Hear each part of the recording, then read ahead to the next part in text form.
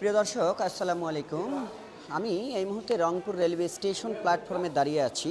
আর Rangpur railway station প্ল্যাটফর্মের master অফিসের সামনে কয়েকদিন থেকে দেখা যাচ্ছে এখানে বেশ কিছু ফুলের গাছ এবং বেশ কিছু পাতাবাহারের গাছ, যেগুলো দিয়ে স্টেশন মাস্টার অফিসের সামনের কিছু অংশ সৌন্দর্য বর্ধনের জন্য রাখা হয়েছে।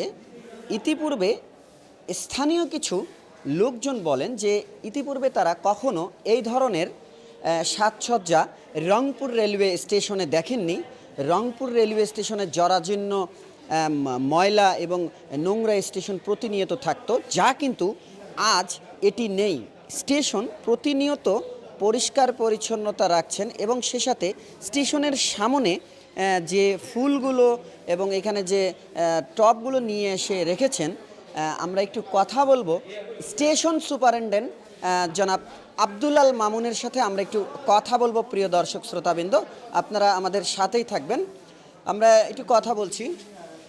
আসসালামু আলাইকুম। ওয়ালাইকুম আসসালাম।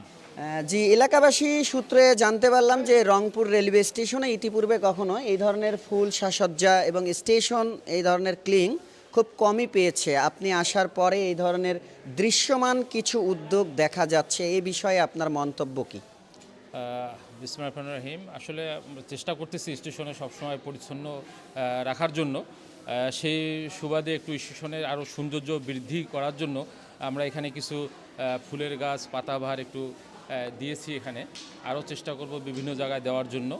তারপরেও স্টেশন বিজি স্টেশন, এর মাঝেই এগুলো তত্ত্বাবধান করা এবং পরিষ্কার পরিচ্ছন্নতা রাখা সোট আপ, তার মধ্যে আমরা চেষ্টা চালিয়ে যাচ্ছি।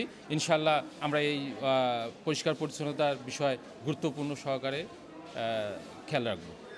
জি, ধন্যবাদ আপনাকে। প্রিয় দর্শক শ্রোতাবৃন্দ, আমরা কথা বলছিলাম রংপুর রেলওয়ে স্টেশন সুপারিনটেন্ডেন্ট জনাব আব্দুল আল মামুনের সাথে। তিনি জানালেন যে তার পক্ষ থেকে যতটুকু সম্ভব তিনি সর্বোচ্চ চেষ্টা করে যাবেন এই স্টেশনের নিরাপত্তা, আইন শৃঙ্খলা থেকে শুরু করে পরিষ্কার পরিচ্ছন্নতা থেকে শুরু করে তথা যাত্রী পরিবহনে সকল ধরনের সুযোগ সুবিধা সম্মিলিত যে সকল উদ্যোগ রয়েছে তিনি গ্রহণ করবেন, এমনটাই তিনি বলছিলেন।